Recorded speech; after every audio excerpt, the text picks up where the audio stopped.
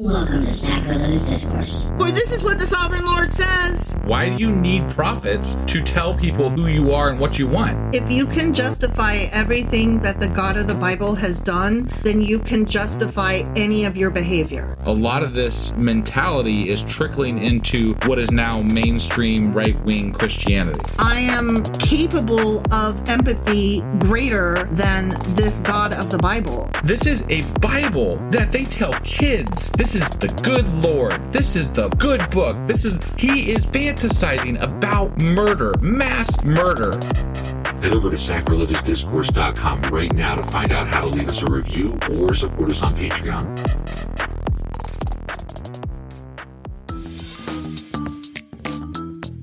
Hey there, sinners and saints. It's your favorite Bible-bashing duo from Sacrilegious Discourse, and we need your help. That's right, folks. We're raising funds for some heavenly equipment and a studio that doesn't sound like it's in the depths of hell. Our current setup, let's just say it's more apocalypse than audiophile. So if you want to hear us dissect the Bible without the background noise of demonic squirrels, chip in a few bucks. We're aiming for $5,000 to upgrade our audio and build a studio worthy of blasphemous banter.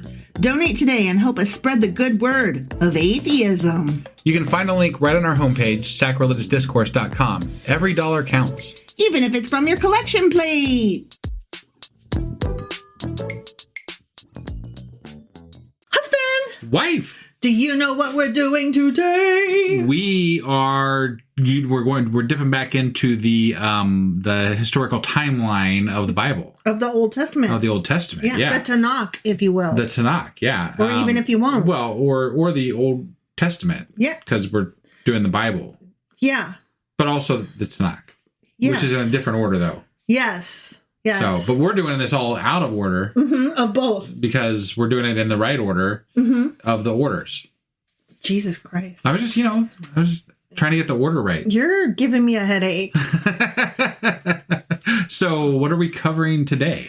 We are going over the Deuteronomistic history, which is the first several books after Deuteronomy.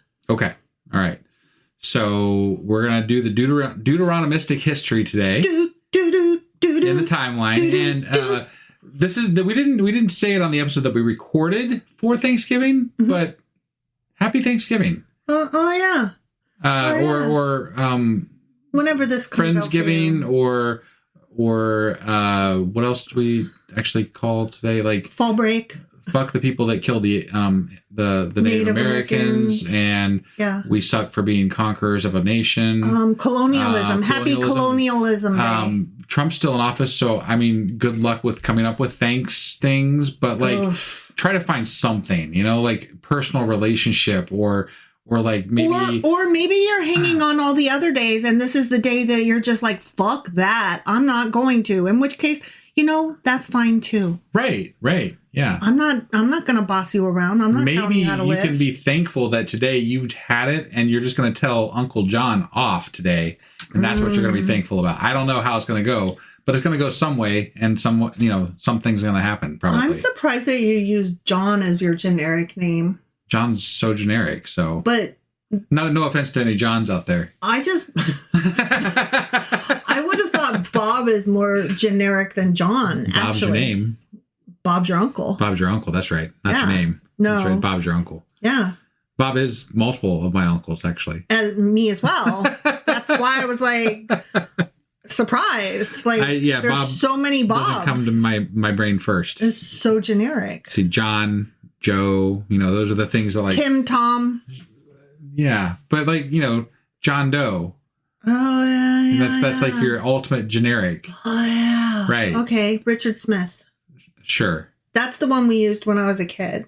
Got it. Growing up, when we were always like, "Hey, did you see that? Richard Smith was in this movie." Right. That was our funny. Okay. All right. And we would always just guffaw. Yeah. Because who the fuck is Richard Smith? He's a dick. Now, probably, I hear he's a dick. Probably we're going to hear from every Richard Smith out there. Sorry, Dick. All right. Are you ready to do some Deuteronomistic history? Oh, am I? All right. Let's do this. Okie dokie.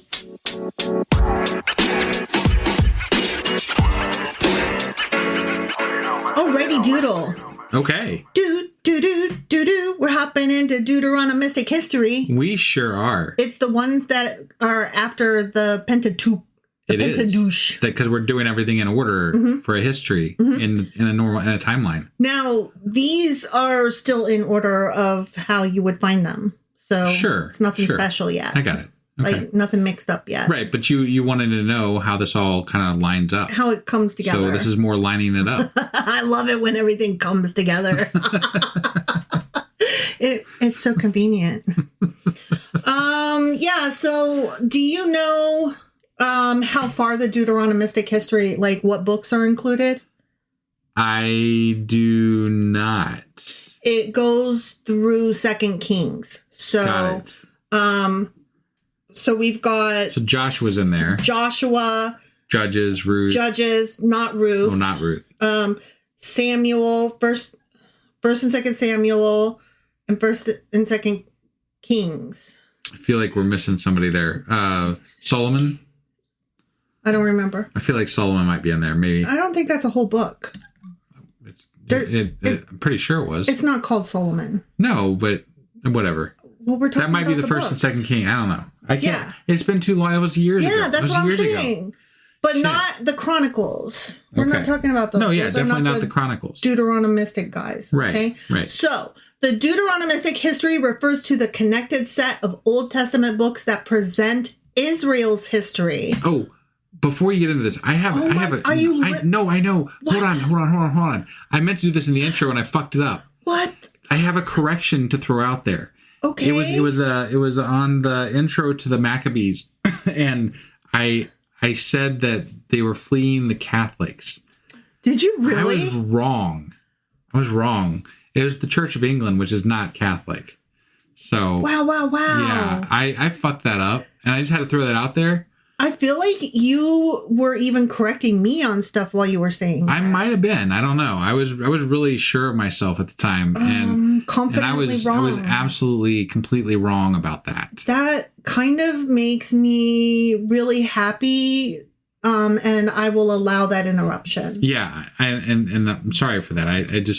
I said I would put a correction out for it, and now I did. So it's done. You did. I've corrected it. It's corrected. I was wrong. Nobody will ever know that happened. Well, they will. It's literally still there. No, you've corrected it. Used podcast whiteout? Yeah. Okay. If Trump can declassify documents just by thinking about it, this is how you make corrections. If I was fixing this the way Trump would, I would double down and say that this is the way it actually is. They were doing it. Right. Yeah. No, I didn't say that, but they were, though. Ugh, which one, guy? Whichever one you buy.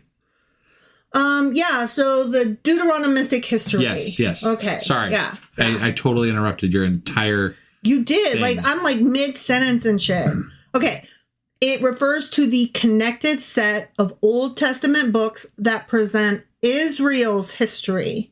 Israel. Okay. All right. Not Judah, Israel. Okay. Yeah.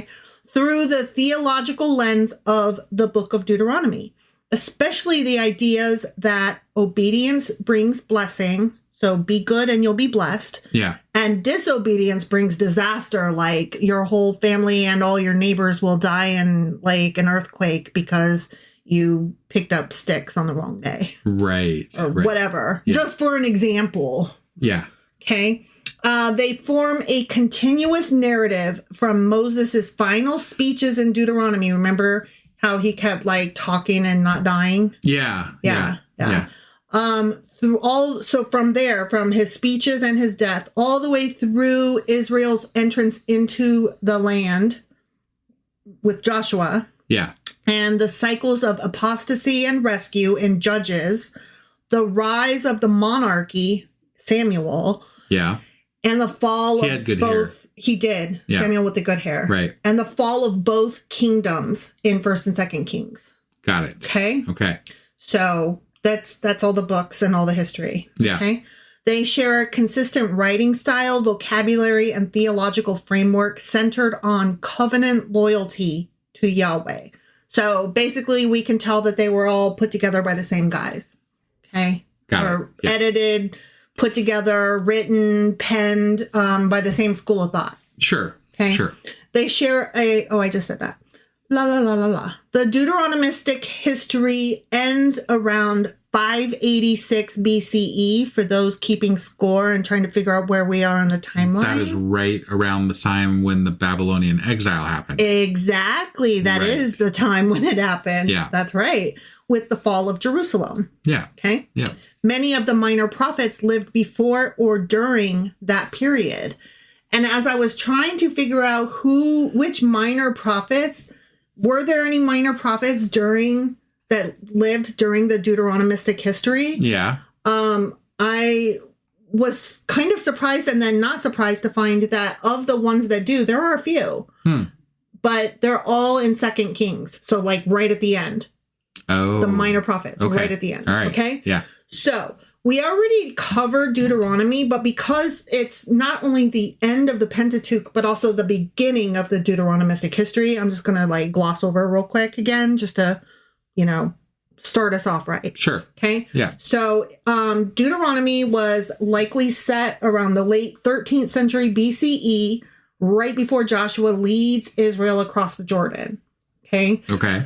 It takes place on the plains of Moab, east of the Jordan River, modern day Jordan. And Moses gives all his speeches there. Israel has not quite crossed into Canaan yet. So like, he's just like looking at it from afar going, fuck me. Right. Yeah. And then he dies. The major players in the book of Deuteronomy are Moses, who is Israel's great prophet, who delivers final speeches urging covenant loyalty before his death. So he's like, don't forget about all those rules I told you about. Right. And they always forget. They do. Joshua, who is Moses' successor, and he's the guy that's tasked with leading Israel into the promised land. And of course, Yahweh. He has some speaking parts in Deuteronomy, who is, of course, played by the role of God. Sure. Okay. Yeah. Just to summarize this real quick, like in a one sentence kind of thing, Moses gives his final speeches to Israel before they enter the promised land, reminding them again of the covenant laws and consequences of obedience versus rebellion. So he's like, don't fuck this up. I won't be around to talk to God for you. Right. So we get and he can't trust Aaron exactly because Aaron, he made the calf and everything. He did. Kind of fucked some shit up right before. He did fuck some shit up. Yeah. So that wasn't good. Which is really funny that we're covering this right now while we literally just watched the most awesome show. It's a YouTube show called The Promised Land. Yeah. Highly recommend. Yeah, we actually are going to recommend it again on tomorrow's podcast because it was pre-recorded before we did this episode. Yeah. So it's going to get 2 recommendations today and tomorrow. But that's how good it is. Yeah. Because by the time you hear this one, we have actually finished the 6-episode series, and it's still excellent. It is. And if you're listening along to this part right now, like it actually matches. It matchy. Yeah, it does. Yeah. So we get the covenant renewal, we get blessings and curses, and then Moses dies on Mount Nebo. He does. It's traditionally attributed to Moses, although modern scholarship sees it as a mix of early material shaped and compiled during the 7th century BCE, during Josiah's. Do you remember that guy? We'll talk about him in a bit. Only vaguely. Yeah, he was one of the good, quote unquote, good guys. Okay. He's one of the good kings. Right. He did a lot of reforms to try to go back to the old ways. Yeah, because the old ways are all you gotta make Israel great again. Make Israel great again. That's hilarious. Well, I mean, the people were fucking up. They were doing that idol worship, and they were told, don't do that, remember? And then they were like, nah, I don't. I wasn't there. I don't remember. Right. So Josiah's like, well, I don't remember either, but it seems like we shouldn't do that stuff. So when that happened, that's when they put a lot of this shit together. Got it. Okay. So Deuteronomy forms the theological backbone for all the books that follow. That's why I wanted to just touch on it again. Sure. Okay. Yeah. And it's often considered the preface to the entire Deuteronomistic history. Okay. So it's like, okay, and now we are in the Deuteronomistic history. Right. Okay. Right, yeah. All right. The first book that we hit on is Joshua. Do you remember anything about him outside of the show that we just watched? I feel like they fought people. There was like the sun stopped for 3 days, and then there was like horns that tore down a wall. Yes, the Battle of Jericho. Yeah. Very good. Yeah. Yeah. The book of Joshua is set immediately after Moses' death. It's traditionally placed around 13th century BCE. So, I mean, we have an idea like when these are supposed to take place on the timeline. Yeah. The majority of it takes place in Canaan, the promised land. The specific regions or cities that are mentioned are Jericho. Right. Remember? Hazor. Shechem chicken. That's where the covenant renewal takes place. Okay. Shiloh, which is the religious center during land allotments. There are also some parts that take place primarily central and southern Canaan, and the narratives are mostly military campaigns and settlement geography. Okay. So like splitting up, Yeah. This is the beginning of them splitting shit up. Sure. So, well, there was a lot of fighting. Like I distinctly remember in this part of the Bible, there was a lot of them fighting Canaanites and Moabites. Well, not whatever. They fought a bunch of people that were in the promised land, right? I totally forgot. Speaking of corrections and interruptions, I totally forgot that Moses did have a wife and she was a Moabite. Yeah. Like, I completely forgot about that. Right. That's crazy. Yeah. Okay, sorry. Go on. No, it's fine. But basically, what was I saying? I was You distinctly remember that they were fighting Canaanites and said Moabites. Oh, and they claimed that they had gotten rid of them all forever, multiple times over, and we never saw them again. But then they keep coming back up. Yeah. And I thought that was hilarious. Like, oh, did you defeat them all this time? This time again? But they never did. The ninth time? They never did. All the way through to the Babylonian exile, they never did. Right. Yeah. The people who are the major players in the book of Joshua are Joshua, funny enough. Right. Well, I mean, just because he's got a book named after him doesn't mean he's in it. He functions prophetically at times, but is portrayed primarily as a military leader who conquers Canaan and divides the land among the tribes. Right. Rahab, who is a Canaanite woman who hides Israel's spies and secures her family's survival. Yeah. I completely forgot about her until I was like putting this together. Yeah, they she snuck them in. Yeah. And she was likely a prostitute. Right. And she wanted better for herself and her family. Yeah. So, yay, good on her, I guess. Right. Another person who plays a part in this book is Caleb, who is a faithful scout rewarded with a special inheritance in the hill country. I'm only laughing a little bit because Caleb is very prominent in, again, that show we're watching, The Promised Land. Yeah. And he's fucking hilarious. I actually really like his character. Yeah, me too. Yeah. See, and that's another thing. Like, it's making me care about characters like Korah. And if you know anything about Korah's battle, the Battle of Korah, like... The rebellion? Yeah. Oh, the rebellion. Yeah. Korah's rebellion. Yeah. He's painted as like this bad guy, and in the Bible, he's painted as a bad guy fighting Moses, basically. And you don't really have any feelings about him any more than any of the other quote unquote characters. But I felt kind of bad. The fucking earth opened up underneath them. There was fire. We did talk about that. There was some serious. Yeah. They got fucked over bad. They got fucked. Yeah, we were like, yeah, damn. They didn't just kill him. He really in the Bible. They really killed him. Yeah, they killed him. God killed him hard. God killed him hard. Yeah. So, but in the show, you're getting to see him as a human, right? Not just as like this guy with this name did this thing and then he was killed. The end. Right. Like, you're actually getting, he has personality and you're getting to care about him. Right. It's just, I don't know. Sorry. I could go on and on. It's a good show. So yeah, Caleb plays a part. And then this is where we learn about the 12 tribes. Like we really get to hear from each of them. Yeah. Because they're all like, there's some infighting going on. Sure. The summary for this entire book is Israel enters Canaan under Joshua, conquers major cities, divides the land among the tribes, and renews the covenant. That's like the gist. We've got the crossing the Jordan. We've got the fall of Jericho with the horns and shit. Right. We've got conquest narratives, land allotments, and then Joshua's final speech at Shechem.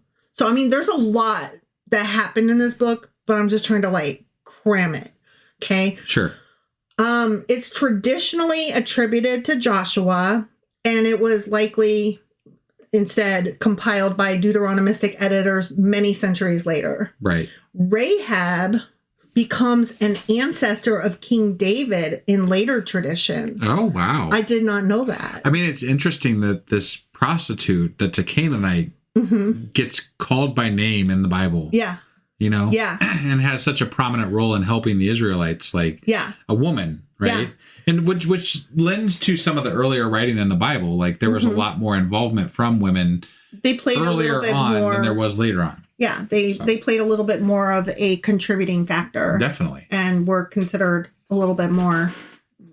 Not that it was a ton of contribution, but more so. Yeah. Like more so than the Christians today would maybe have it. Yeah, maybe, yeah. Depending on what denomination you're talking about. There's a lot of Christian churches that will not have women leaders. Oh, yeah. And I'm like, have you met Miriam? I don't think you have, because she's badass. Okay, anyways. Yeah, and some battles, particularly, for example, the one in Ai, show Israel being defeated when they disobey. So this like, feeds into the whole, when you guys disobey me, God will get you. Yeah. Yeah. And when you're good, you get the blessings. Right. So this is like playing right into that story. Yeah. Okay. So that's Joshua. Okay. Next, we get the book of Judges. Okay. And that is a loose period between Joshua and the monarchy. So roughly between 1200 and 1020 BCE. Okay. That's a whole fucking like almost 2 centuries. Yeah. You know? Long fucking time. Yeah. So that's when the book of Judges happens. Yeah. Okay.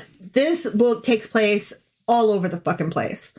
It's spread across various tribal regions of Canaan, and key areas include Ephraim, which is where we get Deborah and Gideon and many others. And we get Dan. The tribe of Dan. Yeah. That's where Samson's early life comes in, and we'll talk about him a little bit. Okay.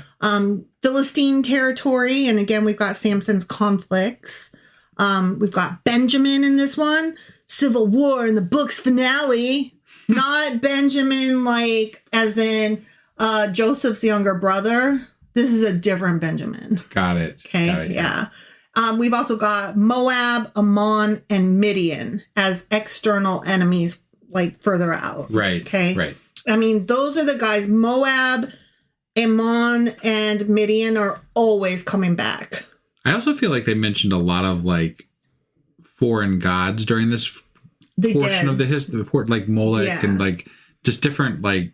Baal comes up a bit. Yeah, Baal and there's definitely Asherah poles. Right, like they mentioned them quite a bit by name, and then that was more of that like, and they'll never be mentioned again. But and then you'll they keep never remember it except like, I wrote it down. Right. So there's no central capital or temple yet. So like everything is still like scattery. Right. Okay. I mean, for God's sakes, they got a tent. You know. Yeah. Like, come on. Yeah. The stories jump around tribal territories. They're kind of all over the place. We've got a lot of names in this book. Okay, we've got Othniel. I don't even remember that guy. I kind of remember the name. I don't remember anything about him. He was the first judge who rescues Israel from oppression with very quiet efficiency. Oh, okay. Still don't remember Sure, him. yeah. We've got Deborah. She was a prophetess and judge who led Israel to victory against Sisera. Got it. Okay. Yeah. I vaguely remember that. Yeah. We've got Barak, who was the general who fights under Deborah's direction to defeat Canaanite forces. Okay. Okay. And there's a book the book of Barak. that is like outside of this. Pseudepigrapha or that's the word. Right. Sorry. Then we've got Gideon. He's a reluctant hero who defeats Midian with only 300 men.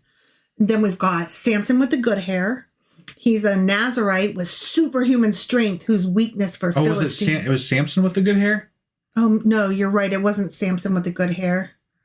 No, it was Samuel with the good hair. But This is Samson because Samson and Delilah. Got it. Okay. Yeah, this is Samson. He's a Nazarite with superhuman strength whose weakness for Philistine women leads to his downfall. Okay. Then we've got Delilah, Samson and Delilah. Yeah. Delilah is a Philistine woman who betrays Samson by revealing the source of his strength. Wait, which is his hair, isn't it? Yeah. No, it is. We got a confirmation from Brady on Discord. It's Samson with the good hair. Yeah, it is Samson. Not Samuel. No, I just realized as it said that she revealed this weakness. I was like, wait, that was his hair. Right. Yeah. So Samson. I had that in my mind. That was completely. I kept attributing it to Samuel for probably the last 2 years. Look, there's too many guys with names that start with S, and I cannot. Right. That would never ever pass today's editing. And when I'm reading a book, I have to rename characters if they both start with the same name. Like in my head, I have to rename them something else to make it differentiate because I literally cannot do that. Sure. So it's no wonder I can't keep these dudes straight. They all start with S. The fuck? Right. Okay, then we've got Ehud. Ehud, huh? Ehud. He's a left-handed judge who assassinates the Moabite king to free Israel. Oh. I don't even remember, there was a left-handed judge? Why do they feel the need to call out his left-handedness? Because it would have been seen as odd, which would have been seen as evil. Oh, okay. Right. I mean, up until But he helped them. But up until the 80s, our American schools were still trying to force kids to write with the right hand because left is bad. Well, yeah. So, I mean, if even up into the 1980s, America was left is bad. Imagine these prehistoric fucks. Do you think they had the same hangups on the back? Well, I guess they did talk a lot about God's right hand and things. So there was some definite left prejudice bad to the right hand versus the left hand. Left is so bad. Right. You do not left. I don't even want to see. I wonder if that dislike for the left hand is centered around biblical thoughts and teachings. Probably. I always thought, and this is probably very based on ignorance, but I always thought it was the left hand was the one that you used to wipe with, and so the right one was considered the clean hand. Yeah, I don't know. I thought that was a thing. Yeah. But I don't know where I picked that up from, and it probably was a dirty But if you're left-handed, wouldn't you, you'd wipe the opposite hand, right? So, I don't know. Yeah. I've never asked anybody what hand they used to wipe with. So I feel like that is too much information. I feel like I don't need to know it. Definitely don't need to know it. Yeah. I don't want to picture people wiping. If that comes up on a first date, just find a reason to get the fuck out of there. I was on a first date and this guy leaned over and ripped a fart. And it wasn't okay, we were at a steak dinner and it wasn't it was an accident. He literally leaned over and I mean, he ripped. And he didn't even be excuse me, or damn fine steak. He just acted what? Yeah. And I was like, oh, that's hilarious. Wow. I couldn't even say anything. There's a song. Oh man, I can't remember what the artist's name is, but it's a really popular artist. But the song's called Red Right Hand, and you should totally red right hand. Yeah. It was on the Scream soundtrack. Was it? Yes. Huh. It's such a good song. Nick Cave and the Bad Seeds. Thanks, Fern. Yeah. It was definitely. I love that soundtrack. Yeah. Because it also had the acoustic version of Fear the Reaper. Got it. Yeah. Such a good soundtrack. Yeah. Scream. Okay. In addition to who was a left-handed donkey guy, Right. we've got Jephthah, who was a tragic judge known for his rash vow that cost him his daughter. Do you remember? I do. Yeah, that was he was coming back and like he promised God to do something, like he was like, and he was like, I'm and gonna if I don't sacrifice whatever comes out of my house first, or whatever. yeah, something like that. And Yeah. it was his daughter, and he was like, well, what can I do? And he went ahead and killed her. Yeah, I'm like, wait, what? Dude, You're allowed to not. that's what I'm like. Nope, fuck you, God. Yeah, Like, that's sorry, buddy, but that one's off. That one doesn't. That one either doesn't count, or I wasn't serious when I said it. Right. Yeah. Yeah, I like when I was doing these notes, I was like, oh, I remember that one. Could you? I mean, like, oh my God. Could you imagine, like, but what? I didn't have a choice. Like, what was I supposed to do? Can you? Okay. Let me just step this back just a second, because like, if this were to happen today, and you said God told me to do it, what happens to you? You go to jail For a long fucking time.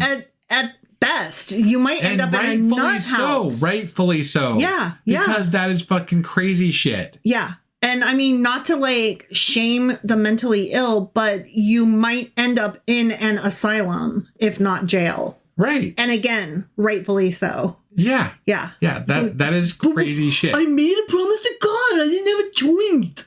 What's I supposed to do? But like, apparently back then, you just had to say like, God told you, and you could kill your daughter or whatever, and it was just fine, apparently. Oh my God, that reminds me. So the head of Charlie Kirk's security team gave an interview, and one of the things that he said, he was like, he was so defensive. He was like, well, I had my team, not specifically him necessarily, but he or somebody on his team had texted the school security and were asking about access to the roof. And they were like, hey, is that, that going to be a problem? Like, or can I have my guys there? Like, what's going on with that? And can we get that taken care of? Right. And the school security said, I got you covered. And so then the Charlie Kirk security guy in charge, he looks at the interviewer, he shows him the text exchange, and he goes, what was I supposed to do? I mean, ask a grown-ass man about his job? And like the comments were like ripping this guy like, yeah, that's exactly your fucking job, dude. Bad security. Yeah. Yeah, you are literally supposed to do that. Yes. Ask a grown-ass man if he... Can you clarify what you mean by you have that covered? What do you? So, yeah, that reminded me of that just then. So, anyway, that was an interesting interview. Yeah. So, okay, here's what happens in this book. After Joshua dies, Israel falls into this big cycle that repeats itself over and over and over again. Of they sin and then they're oppressed. And then while they're oppressed, they're like crying out and they're like, wow, help me, help me.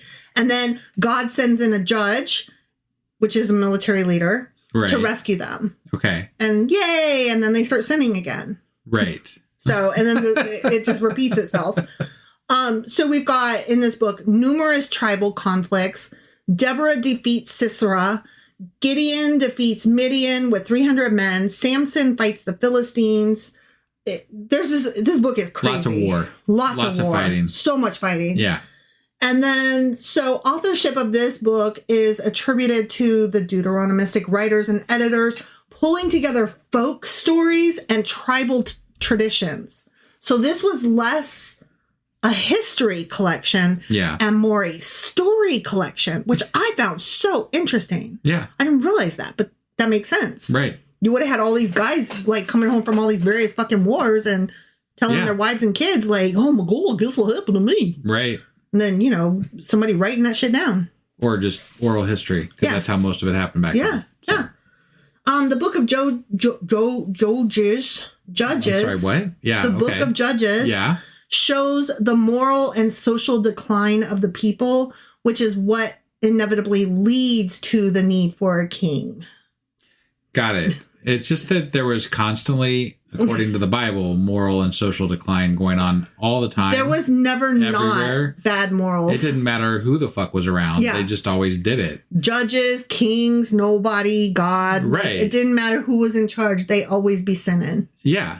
Yeah. And they didn't want to be moreover, led. They never got rid of their sheriff holes, and they always sacrificed to Molech. Yeah. So, like, that shit just never ended. It just was always there. They did not really want to be God's chosen people, didn't ever. Feel like, I mean, like, given what he did to his people, oftentimes. I could see why. I might want to not be part of that either. Right. Like, dude, you're kind of a dick. Yeah. That we said it so many times during the original reading of the Old Testament. It feels good to say it again. It does, but he was a fucking dick. He really was. So then we move into 1 Samuel. Yeah. Okay. Not with the good hair. No, that was Samson. Samson with the good hair. With Samuel Delilah. has shit hair. He needs some conditioner. Yeah, Samuel is just a guy. Right. I'm just a guy.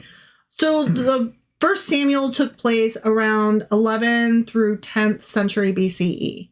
Okay, so we're getting closer to the 0 line. Yeah. Okay.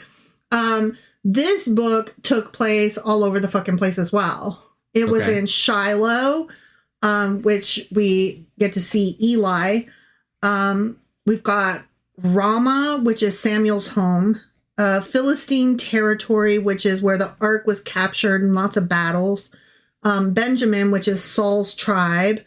Judah, which is where we are introduced to David's early life. There's lots of wandering territories. This is a very transitional period. There is still no Jerusalem as a capital at this point in this book. Okay. The major players in 1 Samuel are, of course, Samuel. He's the last judge and prophet who anoints Israel's first 2 kings, Saul and David. Okay. We've got Hannah, who is Samuel's devoted mother who dedicates him to God. Then we've got Saul. See, another guy whose name starts with S. Fuck that. Israel's first king who starts strong but then falls due to what? Disobedience. Yeah. Of course. That's what it always is. Yeah. Then we've got David, who's a young shepherd who rises to fame after defeating Goliath. Only that's not entirely true, actually. Right. It was probably his cousin, and it wasn't like a giant so much as it was probably just a really tall Amalekite or something. Yeah, I actually heard somebody pull out an actual size of the people. Like they think there was maybe around about 6'9" or so is what they were considering. That's a tall guy. It's no, definitely. I'm not saying that's not tall. It's no Shaq, but it's a tall guy. Right, yeah. Like, but yeah, that's not a giant. No. Not, I mean, I guess maybe compared to like if you're only 5'3" like me, it might appear to be a giant. That's still not a giant though. Right. But very tall. Definitely. So yeah, he defeats Goliath, supposedly, and then we've of course got Goliath, who's a Philistine giant. Like, right. Sure, okay. Then we've got Jonathan, who is Saul's noble son and David's loyal friend. Yeah, he was. Loyal friend. Yep. Then we've got Eli, who was the priest at Shiloh who received prophetic warnings about his corrupt household. I totally forgot about this guy. His sons bring judgment on his house. Like, they're so fucking corrupt. Yeah. And he was like, my sons suck. And then he was like, oh, shit, my sons suck. Yeah. Then there was Gad. Like, eat Gads. Right. Gad was a prophet who advised David during his fugitive years. Totally forgot that David was on the lam. Right. Yeah. Well, they hung out in caves and they almost cut the balls off of Saul at one point or something like when he was taking a piss. Up on him. Yeah. Yeah. And then because he didn't, Saul's like, you did me a solid. Right. Could have killed me and didn't. Yeah. Could have chopped my balls off and didn't. Right. I might not hate you as much. I hate you slightly less. Yeah. Then we've got Abigail, who was a wise woman who prevented David from committing bloodshed. I don't remember Abigail in any way whatsoever. I don't either. But apparently she played a part in that book. Yeah. We've got in this book a transition from tribal judges to monarchy. Samuel leads Israel and Saul becomes the first king and then David rises. We've got Samuel's birth and call. Like he's called, Yeah. To God, to serve God. Right. Israel demands a king. Saul becomes a king, but then disobeys, of course. Yeah. David is anointed. David versus Goliath. Saul grows jealous of David. I do remember that. That's why David was on the run. Right. Yeah.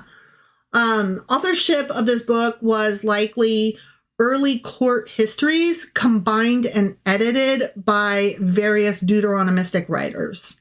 Got it. And Samuel bridges Judges, the book of Judges, and the book of Kings. Okay. Yeah. So it's like right there in the middle. Okay. All right. David is shown as both heroic and deeply flawed. He is definitely deeply flawed. But he's also heroic. Like, Sure. we get to see both sides of this guy, which is kind of cool because normally they're either like, they're the best, or holy shit, they're the fucking worst. So then we've got 2 Samuel. Okay. Yeah. And this one took place about 10th century BCE. It, for the most part, took place in Hebron, which is David's first capital when ruling Judah alone. It also takes place in Jerusalem, which is David's United Kingdom capital. The Philistine areas, which is where all the wars happen. Ammon, which is where David's campaigns all take place, the Ammonites. Yeah. And then all the Transjordan regions, like David's exile under Absalom. Okay. Like, do you remember when he's on the run? And, Yeah. And his son Absalom. And he killed somebody, and then there was hell to pay, and Absalom, I think, tried to take the kingship from him or something. Right. Yeah. There was something along those lines. Yeah. It was crazy. Those boys. You know when your kid tries to kill you all the time. Right. Yeah. That's a thing. Jerusalem in this book becomes central for the first time. So that makes it important. Right. Okay. Yeah. Our major players in this book are David, of course, who is the king that unifies Israel, but also faces personal and family turmoil because of his sins, because he's grody. Right. Bathsheba. Remember her? Yes. She was the one taking a bath that David was leering at from his tower. Wow, you used the word leer. Yeah. Nice. And then when he found out that she was married, he had her husband basically killed, sent to the front line, sent to the front line, and then sent on a mission that was going to kill him. Yeah. So that's to me called getting them killed. Yeah. Yeah. She is the woman David takes, leading to scandal and the death of her first husband. Right. And then I believe that guy's name was Uriah. Uriah was the loyal soldier betrayed and killed to cover David's wrongdoing. Yeah. No, I don't think that was Bathsheba's husband, but I think he was the one who kept seeing her going back and forth. No. It was her husband. Uriah was her husband? It was absolutely her husband, yes. Okay. Well, he was killed at any rate. Yeah. I mean, I know that Bathsheba's husband was sent to the front line because they kept him in when he came back. They kept him in the keep, getting him drunk because they were trying to keep him from going home to see her. Right. I'm not arguing any of that. Okay. I'm saying I think there was also, in addition to that, a soldier who kept seeing her go back and forth. Oh, I don't recall that. And I think that they had him killed too. I don't recall that. I thought, but I could be wrong. You might be right. I guess. I could be confusing it with like a movie because that would track. Right. So another character in this book is Nathan the prophet. He's a bold prophet who confronts David with fearless honesty over Bathsheba. He's like, you're fucking this shit up and doing wrong. And you know it. Yeah. And he guides royal decisions. We've got Tamar, the daughter of David, who was victimized by Ammon. I like the word victimized. Raped by Amnon. Central to the family's unraveling. Okay. Amnon is David's son, whose assault of Tamar sparks family tragedy. Yeah. That's right. This is where his son killed. Yeah. And then Absalom is David's charismatic son who rebels and nearly steals the throne. Right. And then Joab is David's ruthless general who wins battles and makes messy political decisions. Right. To say the least. Yeah. And then Gad is David's seer who delivers God's message concerning the plague. Right. We've got a plague coming too on top of all this, right? So the things that happen in this book, David's reign as king, his victories, his sins, family conflict, political turmoil. I remember that we liked a lot of this book because it was like very dramatic. There was a lot going on. Right. It was one of the more fun ones. It was definitely better than Leviticus. Right. David becomes king of all Israel. They capture Jerusalem. The ark is brought to Jerusalem. We've got David and Bathsheba, Absalom's rebellion. There's just a lot going on. Right. Okay. Authorship of this book is attributed to court records and stories woven into the Deuteronomistic narrative. Jerusalem, aka Zion, becomes the religious center at this point. Okay. Yeah. That's a big deal. Like, put a pin in it, Right. Davidic covenant promises an enduring dynasty. So they're like, the David line the dude abides. Right. The David abides. I would like to point out, Fern from our Discord pointed out to me that the Uriah David was actually trying to send him home so that it would help cover up the fact that David had sex with his wife, so that her pregnancy would look like it came from him. Oh, yeah. And when he refused, he never made it home. Okay. So that's why he had to, quote unquote, get him killed. Got it. Because, couldn't cover it up. I forgot about that whole Huda daddy. Right.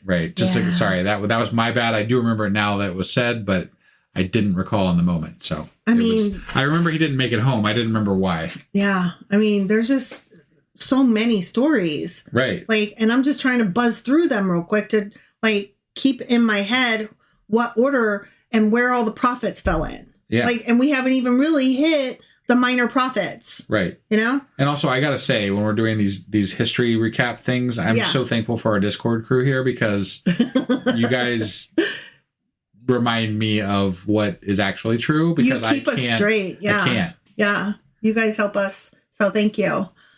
So we've got 2 books left, 1 Kings and 2 Kings. I don't know where we're at time-wise. So should we stop for the night and do 1 and 2 Kings next week? Absolutely. Okay. Yes. All right. So we've covered, what were the books that we covered today? Oh, Jesus. Really? Yeah. Deuteronomy, Joshua. Yeah. Hold on. Judges. Yeah. Samuel and Kings. No, not Kings. No, not Kings. We're No, doing that 1 and week. 2 Samuel. Okay. Yeah. All right. And Judges. Did I say that one? I think you said that one already. Okay. Yeah. Okay. I think we got it covered there probably. Maybe not in the right order. But Sure. Right. I did that off the dome. That's pretty good. That's pretty good. All right. So that was the first portion of our Deuteronomistic history bit of the Bible recap in order. Yeah. And I'm sure that most of you know that we are now doing Maccabees. Maccadoodles. Yes. First Maccabees. 3 episodes a week right now.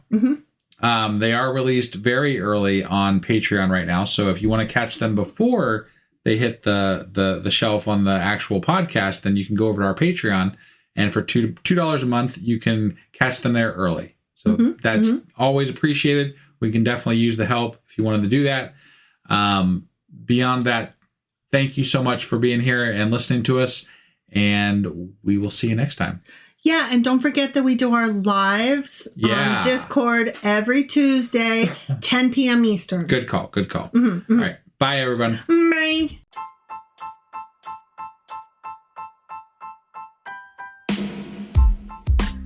Hey, wife, I guess that's the end? But husband, that's just sad. It doesn't have to be. We are on lots of social media platforms like Twitter. Our handle there is sacrilegious_D. For D's nuts. Oh my God. Stop doing that. Anyway, we're also on Facebook, Instagram, and Pinterest. There's a link to all of our social media sites at our website. Ooh, we have a website? Yeah, it's sacrilegiousdiscourse.com, where you can also find a link to our merch shop. We have a merch shop? Yep, we have podcast-themed clothing, mugs, notebooks, and more, as well as an atheist and science-themed products. Wow, our fans should really go check that out right now. Definitely. They can get in touch with us by sending an email to sacrilegiousdiscourse@gmail.com. But before they do that, we could really use some help. Oh yeah? With what? Well, it's not free running the podcast, and we need some financial support in order to get better equipment, which will free up time so we can concentrate on our podcast and our fans. Okay, so what should they do? Head over to patreon.com/sacrilegious discourse and sign up as a contributor on our podcast. Supporters there receive additional bi-weekly episodes that we record just for our Patreon members for as little as $2 a month. Also, we'd really appreciate it if you would like and subscribe on whatever platform you're using. And Apple Podcast reviews help us out tremendously. Like and subscribe, leave an Apple review, join us on Twitter, support us on Patreon. That's a lot of instructions. Don't forget to say thanks. Thanks. Okay, bye.